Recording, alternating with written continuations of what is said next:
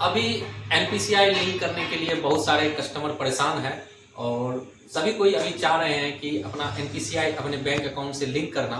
तो आज के वीडियो सेशन में मैं यही बताने वाला हूं कि अगर आप कोई भी बैंक का बीसी हैं या फिर किसी तरह आप चाहते हैं कि आप अपने बैंक अकाउंट को एनपीसीआई से लिंक करें और उसको कैसे करना है। अगर आप नहीं जानते, बहुत सारे लोग इस चीज़ को जानते हैं, लेकिन जो लोग नहीं जानते हैं कि किस तरह से उसका ऑनलाइन करें, कैसे जाके एनपीसीआई लिंक होता है, तो आज के इस वीडियो में मैं वो बताने वाला हूं। तो इसका फर्स्टली दो ऑप्शन है आपको एनपीसीआई लिंक करने के लिए। एनपीसीआई बोलिए या डीबीटी बोलिए, दोनों एक ही चीज़ है। बहुत लोग कंफ्यूज रहते हैं कि एनपीसीआई करना है, बहुत लोग कहते हैं डीबीटी। तो एनपीसीआई डीबीटी दोनों सेम चीज़ है। सो एनपीसीआई आपको किस तरह से लिंक करना है, तो इसका दो मेथड है। पहला मेथड ये है कि आप अपने बैंक ब्रांच जाके, वहाँ से जाके आप जो है डीबीटी वाला जो फॉर्म आता है उसको फिलअप करके आप ब्रांच के माध्यम से जो है आप अपने बैंक अकाउंट को डीबीटी से लिंक कर सकते हैं। दूसरा, आप ऑनलाइन के भी माध्यम से डीबीटी कर सकते हैं। तो आज के वीडियो में मैं बताऊंगा कि ऑनलाइन जाके आप कैसे अपना डीबीटी अपने बैंक अकाउंट से करें। तो आते हैं यहाँ पे। सो आप ये देख सकते हैं कि ये एक npci.org.in की वेबसाइट है। तो यहाँ पे आपको आ जाना है। आने के बाद यहाँ पे कस्टमर का आपको एक ऑप्शन दिखेगा। सो यहाँ पे आप आ जाइए और यहाँ पे भारत आधार सीडिंग इनेबल बेस है। तो यहाँ पे जाके आप लोगों को क्लिक करना है। बहुत ही सिंपल मेथड है। तो इसमें बहुत सारे ऑप्शन दिए गए हैं। तो इसमें से अगर आप पहले चेक करना चाहते हैं कि आपके अगर मल्टीपल बैंक अकाउंट हैं और आपको पता नहीं है कि किस बैंक में आपका डीबीटी लिंक है, तो यहाँ पे एक ऑप्शन आता है आधार मैपिंग स्टेटस। तो यहाँ से जाके आप लोग चेक कर सकते हैं कि आपका किस बैंक में आपका जो है डीबीटी लिंक है, एनपीसीआई लिंक है। तो यहाँ पे आपको फर्स्टली आधार नंबर डाल देना है।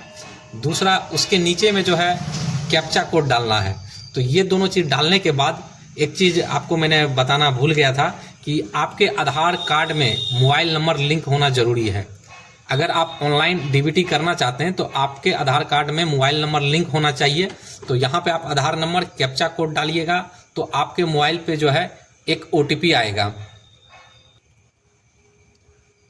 तो यहाँ पे देख सकते हैं कि यहाँ पे मैंने आधार नंबर डाल दिया है और यहाँ पे कैप्चा कोड आपको डालना है। तो यहाँ पे मैं कैप्चा कोड डाल दिया और डालने के बाद आप चेक स्टेटस पे आप क्लिक करें। वैलिड कैप्चा, तो फिर से मैं कैप्चा कोड डालता हूँ 420। तो यहाँ पे देख सकते हैं कि इस मोबाइल पे जो है ओटीपी गया है और ये मेरे आधार से लिंक है। ये मोबाइल नंबर आधार से लिंक है तो इस पे ओटीपी गया है। सो यहाँ पे हमको ओटीपी वो डालना है। तो यहाँ पे मैं ओटीपी डाल देता हूँ। डालने के बाद कंफर्म कर दीजिए। तो यहाँ पे देख सकते हैं कि यहाँ पे जो है ये आधार का लास्ट अंक है और किस डेट में ये डीबीटी हुआ है वो दिख रहा है और किस बैंक में हुआ है। तो यहाँ पे सारा चीज़ आपको दिख रहा है कि मेरा जो है सेंट्रल बैंक में डीबीटी हुआ है। जितना भी सरकारी गवर्नमेंट का सब्सिडी है सो ये मेरे सेंट्रल बैंक में जाएगा। तो ये हो गया आपको चेक करने के लिए। अगर आप चाहते हैं कि किसी और बैंक में अपना डीबीटी करें या फिर आपका जो है कोई भी बैंक में डीबीटी नहीं किया हुआ है, यहाँ पे होम के बाद जो है आपको दूसरा ऑप्शन दिख रहा है आधार सीडिंग डिसीडिंग। तो यहाँ से जाके आप जो है कोई बैंक में अगर चेंजेस करके आपको अगर चेंजिंग करना है एनपीसीआई तो यहाँ से चेंजिंग कर सकते हैं, या फिर आप न्यू डीबीटी लिंक करना चाहते हैं तो यहाँ से आप कर सकते हैं। तो यहाँ पे जाके मैं आपको दिखा देता हूँ। ये भी बहुत सिंपल स्टेप है। इसमें